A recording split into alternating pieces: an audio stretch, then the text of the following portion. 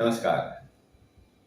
कहानियां इस श्रृंखला की तीसरी कड़ी डॉक्टर धर्मवीर भारती की कविता अंधाई के रूप में, और आज इसका तीसरा अंक अश्वत्थामा कार्य सत्य। कथा गायन। संजय का रथ जब नगर द्वार पहुंचा तब रात ढल रही थी। हारी कौरव सेना कब लौटेगी ये बात चल रही थी। संजय से सुनते सुनते युद्ध कथा हो गई सुबह।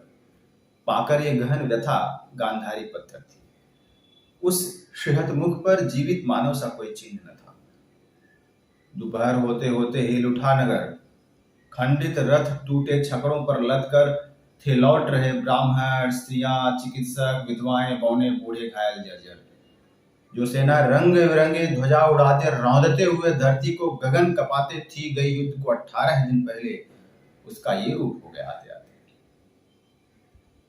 विदुर का सहारा लेकर धृतराष्ट्र प्रवेश करते हैं। कहते हैं, देख नहीं सकता हूं, पर मैंने छू छू कर अंग भंग सैनिकों को देखने की कोशिश की। बांह के पास से जब हाथ कट जाता है, लगता है कैसा जैसे मेरे सिंहासन का हत्था है। महाराज, ये सब सोच रहे हैं आप? कोई खास बात नहीं, सिर्फ संजय के शब्दों से सुनता आया था, जिसे आज उसी युद्ध को हाथों से छू छू कर अनुभव करने का अवसर पाया है। क्या है? ओह, प्रहरी, थोड़ा जल लाओ। कौन है विदुर? एक प्यासा सैनिक है महाराज। क्या कह रहा है ये? कहता है जय हो धृतराष्ट्र की। जीवा कटी है, गूंगा है महाराज। गूंगों के सिवा आज और कौन बोलेगा मेरी जय? एक प्रहरी जाकर उसका मस्तक छूता है। कहता है, ज्वर है इसे तो पिला दिया जल इसको। कह दो विश्राम करे इधर कहीं। वस्त्र से दो माता गांधारी से लाकर। माता गांधारी आज दानगृह में है ही नहीं। उनकी आंखों में आंसू भी नहीं है, न शोक है न क्रोध है। जड़वत पत्थर सी बैठी हैं सीढ़ी पर। प्रहरी, जाकर देखो कैसा है शोर वो। महाराज आप जाएं, जाकर आश्वासन दे माता गांधारी को। जाता हूं। संजय भी नहीं है वहां। पता नहीं भीम और दुर्योधन के अंतिम द्वंद्व युद्ध का क्या समाचार लाए आज। महाराज आप जाएं। प्रहरी का सहारा लेकर धृतराष्ट्र जाते हैं। दूसरे प्रहरी से विदुर पूछते हैं, कैसा है शोर ये? प्रहरी कहता है, फैल गया है पूरे नगर में अचानक आतंक त्रास। क्यों? अपनी हारी घायल सेना के साथ साथ कोई विपक्षी योद्धा भी चला आया नगरी में। अस्त्रों से सज्जित दत्याकार योद्धा वो।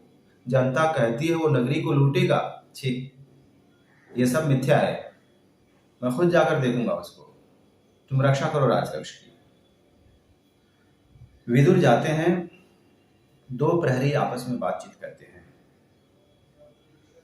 क्या तुमने देखा अपनी आंखों से उस योद्धा को? मायावी है वो, रूप धारण करता है नित नए नए। बंद कर दिए जब रक्षक गण ने नगर द्वार, धारण कर रूप एक गिद्ध का बंद नगर द्वारों के ऊपर से उड़कर चला आया और लगा खाने छत पर सोए बच्चों को। बंद करो जल्द से द्वार पश्चिम के। वो देखो क्या है, वो आया। छिपो, इधर छिपो।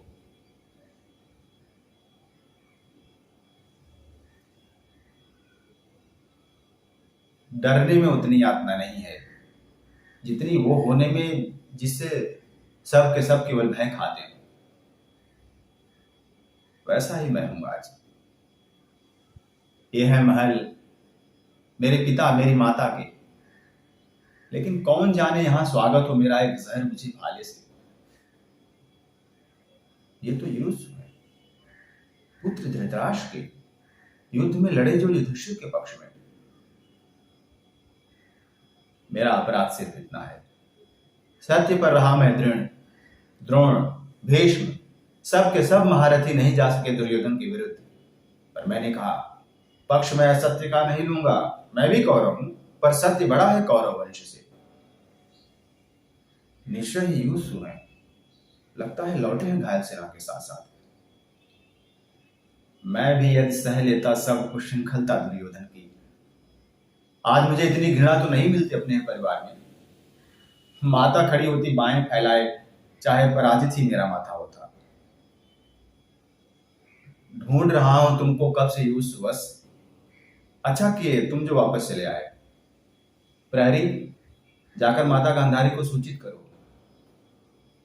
पुत्र शोक से पीड़ित माता तुम्हें पाकर शायद दुख भूल जाए। पता नहीं मेरा मुख भी देखेंगे या नहीं, ऐसा मत कहो। कौरव पुत्रों की इस कलुषित कथा में तुम हो जिसका माथा गर्वोन्नत है।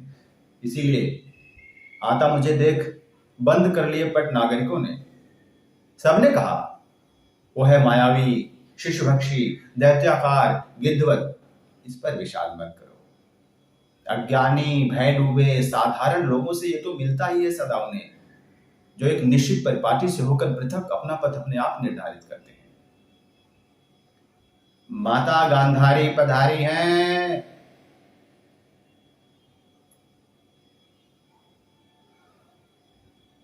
माता, यह है यूसुफ, चरण छू रहे हैं, इन्हें आशीष दो।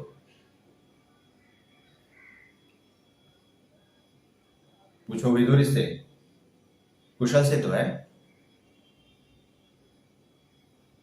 बेटा, भुजाएं तुम्हारी पराक्रम भरी, थकी तो नहीं अपने बंधुजनों का वध करते करते?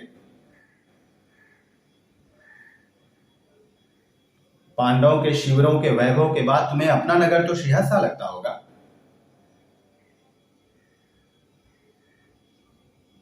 चुप क्यों है ये विदुर?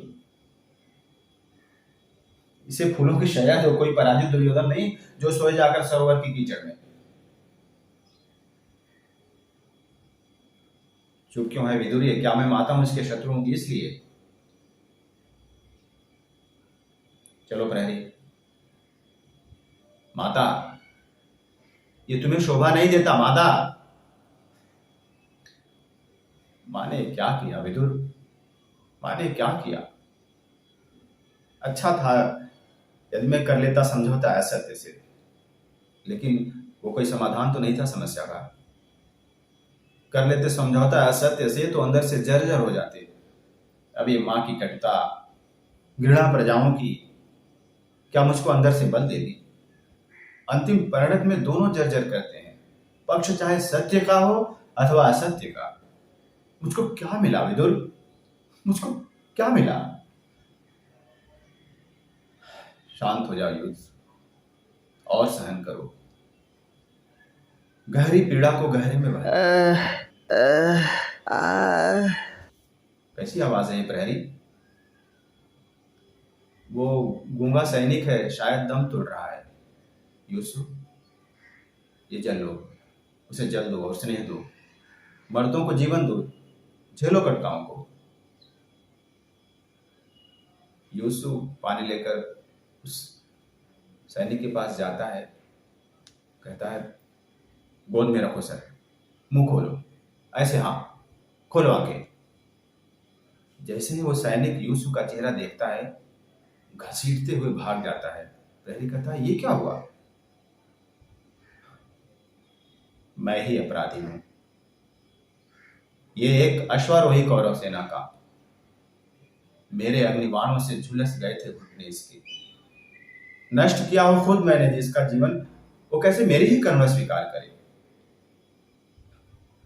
मेरी ये परिणति है, स्नेह भी अगर दूं तो वह स्वीकार नहीं औरों को। व्यास ने कहा मुझसे, कृष्ण जिधर होंगे जय उधर होगी। जय है ये कृष्ण की, जिसमें मैं वधिक हूं, मातृवंचित हूं, सबकी घृणा का पात्र हूं।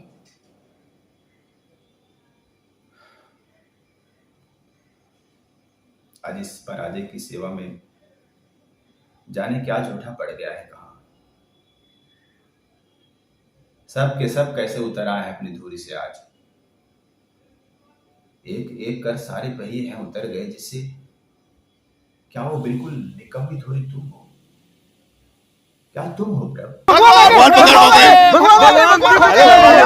कैसा है शोर है प्रहरी? विदुर, ये कैसी आवाज है? प्रहरी, जरा देखो। प्रहरी जाता है, देखकर तुरंत आता है, कहता है, संजय समाचार लाए हैं। क्या? द्वंद्व युद्ध में राजा दुर्योधन पराजित हुए। राजा दुर्योधन पराजित हुए। ये दृश्य यहां समाप्त होता है। जहां दुर्योधन पराजित हुआ है वन पथ का दृश्य है। धनुष लिए कृतवर्मा और कृपाचार्य आते हैं। कृतवर्मा कहता है, इधर कहीं छिप जाओ कृपाचार्य। शंख ध्वनि करते हुए जीते हुए पांडवगण लौट रहे हैं अपने शिविरों को। रुको, उठाओ धनुष। वो आ रहा है कौन? नहीं नहीं नहीं, वो अश्वत्थामा है। छद्म वेश धारण कर देखने गया था युद्ध दुर्योधन भीम का। मातु सुनो, मारे गए राजा दुर्योधन अधर्म से। छिपो इधर कहीं। पांडवों से होकर क्रोधित बलराम इधर ही आते हैं। कृष्ण भी है उनके साथ। छिपो, ध्यान देकर सुनो। नहीं नहीं नहीं, तुम कुछ भी कहो कृष्ण, निश्चय ही भीम ने किया अन्याय। आज उसका अधर्म वार अनुचित था। जाने क्या समझा रहे हैं। पांडव संबंधी हैं तो क्या कौरव शत्रु थे? मैं तो आज बता देता भीम को, पर तुमने रोक दिया। जानता हूं मैं तुमको शैशव से। सदा रहे हो मर्यादाहीन कूट बुद्धि। उधर मुड़ गए दोनों। जाओ हस्तिनापुर, समझाओ गांधारी को। कुछ भी करो कृष्ण, लेकिन मैं कहता हूँ सारी तुम्हारी कूट बुद्धि और प्रभुता के बावजूद शंख ध्वनि करते हुए अपने शिविरों को जो जाते हैं पांडवगढ़, वे भी निश्चय मारे जाएंगे अधर्म से। किस चिंता में नहीं हो? वे भी निश्चय मारे जाएंगे अधर्म से। सोच लिया, मैंने बिल्कुल सोच लिया। उनको मैं मारूंगा। मैं अश्वत्थामा उन नीचों को मारूंगा, जैसे तुमने मारा था वृद्ध याचक को, बिल्कुल वैसे ही। जब तक निर्मूल नहीं कर दूंगा पांडव वंश को। लेकिन अश्वत्थामा, पांडव पुत्र बूढ़े नहीं है, निहत्थे भी नहीं, अकेले भी नहीं है। खत्म हो चुका है लज्जाजनक युद्ध। अपनी अधर्म युक्त उज्जवल वीरता कहीं और आजमाओ। हे पराक्रम सिंधु, प्रस्तुत हूं उसके लिए भी मैं। कृतवर्मा, व्यंग मत बोलो। उठाओ शस्त्र, पहले तुम्हारा वध करो, तुम जो पांडव के हितैषी हो। अश्वत्थामा, रख दो शस्त्र। पागल हुए हो क्या? कुछ भी मर्यादा बुद्ध तुम्हें क्या शेष नहीं? सुनते हो पिता, इस प्रतिहिंसा में मैं बिल्कुल अकेला हूं। तुमको मारा धृष्ट भीम ने अधर्म से। भीम ने दुर्योधन को मारा अधर्म से। दुनिया की सारी मर्यादा बुद्ध इस निपट अनाथ अश्वत्थामा पर ही लाई जाती है। बैठो इधर। हम सब हैं तुम्हारे साथ इस प्रतिहिंसा में, किंतु यदि छिपकर आक्रमण के सिवा कोई दूसरा पथ निकल आए तो दूसरा पथ। पांडवों ने क्या कोई दूसरा पथ छोड़ा है? पांडवों की मर्यादा आज मैंने देखी द्वंद्व युद्ध में।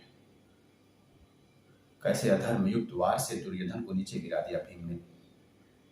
टूटी जांघ वो टूटी कोहनी, टूटी गर्दन वाले दुर्योधन के माथे पर रखकर पूरा पांव भीम ने दोनों बाहें फैलाकर पशुवत घोरनाद किया।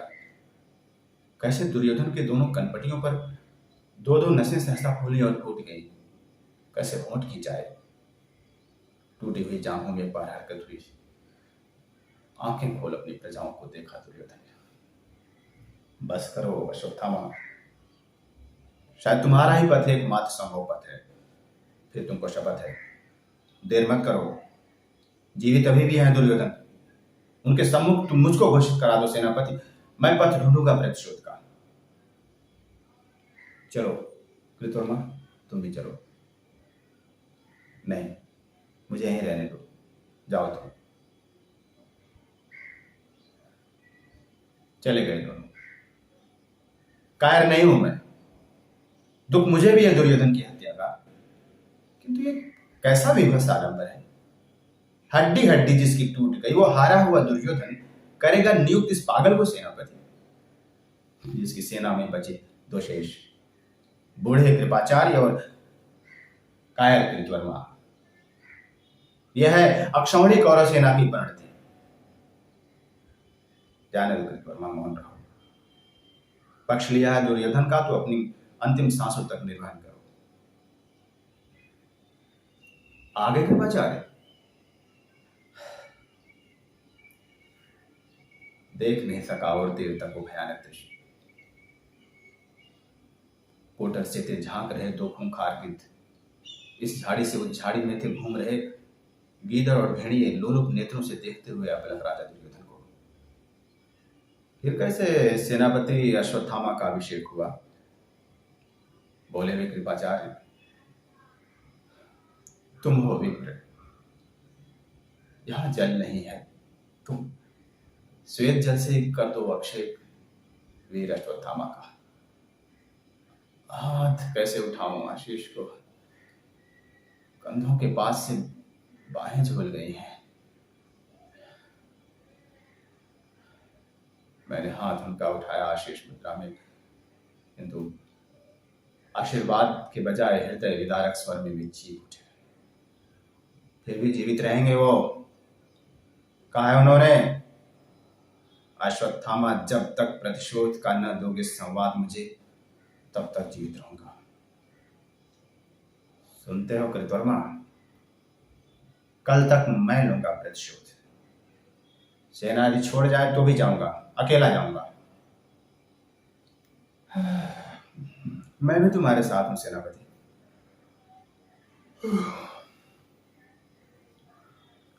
अब तो कम से कम विश्राम करने दो। सो जाओ आज रात सैनिकगण। कल सेनापति अश्वत्थामा बतलाएगा तुमको क्या करना है। कृपाचार्य और कृतवर्मा सो जाते हैं। अश्वत्थामा पहरा दे रहा है, कहता है, जाग रहा हूं केवल मैं ही यहां। कितना सुनसान हो गया है। इमली के, बरगद के, पीपल के पेड़ों की छाया सोई हुई है। अश्वत्थामा पहरा दे रहा है। थोड़ी देर बाद एक कौवा आकर उसके सामने बैठता है और धीरे धीरे आलस्य का शिकार होकर सो जाता है। थोड़ी देर बाद एक उल्लूक आकर बैठता है। अश्वत्थामा उतने ध्यान से अभी नहीं देख रहा है इस दृश्य को, लेकिन जैसे ही अश्वत्थामा ये देखता है कि उल्लूक का ध्यान सोए हुए कौवे पर है, और जब उल्लूक पूरी तरह आश्वस्त हो जाता है, कौवा सोने का अभिनय नहीं कर रहा है बल्कि सचमुच सो रहा है, तो उस पर आक्रमण कर देगा। तमाम गुत्थम गुत्थी के बाद उसका वध कर देता है और उसका एक पंख लेकर नाचने लगता है। अश्वत्थामा की आंखें जैसे खुली खुली रह गई। वो तेजना में उस उल्लूक के पास जाता है, वो लोग डर कर भाग जाता है और अश्वत्थामा उसका पंख लेकर जोर से चिल्ला देता है, मिल गया मातुल, मुझे मिल गया। कृतवर्मा डर कर तलवार खींच लेता है। कृपाचार्य कहते हैं, क्या मिल गया? बस सत्य मिल गया बर्बर अश्वत्थामा को। ये घायल कटा पंख जैसे युधिष्ठिर का सत्य घायल और कटा हुआ। कहां जा रहे हो? पांडव शिविर की ओर। नींद में निहत्थे अचेत पड़े होंगे सारे विजयी पांडवगण। अभी बिल्कुल है, वे सब अकेले हैं। कृष्ण गए होंगे हस्तिनापुर गांधारी को समझाने। आखिर इससे अच्छा अवसर आखिर कब मिलेगा? ये सेनापति का आदेश है। तुमने कहा था, नरो वा कुंजरो वा, कुंजर की भांति केवल पदघातों से चूर कर दूंगा धृष्टद्युम्न को। पागल कुंजर से कुचली कमल कली की भांति छोड़ूंगा नहीं उत्तरा को, जिसमें गर्भित है अभिमन्यु पुत्र, पांडव कुल का भविष्य। नहीं नहीं नहीं, ये मैं नहीं होने दूंगा। वो कर रहेगा। साथ नहीं दोगे तो मैं अकेला जाऊंगा। रुको, किंतु सोचो अश्वत्थामा, अश्वत्थामा, अश्वत्थामा, अश्वत्थामा।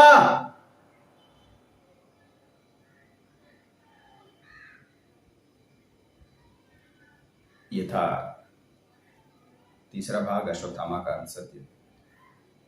अब आपसे विदा लूंगा, पुनः मुलाकात होगी अंतराल में, जिसका नाम है पंख, पहिए और पट्टियां।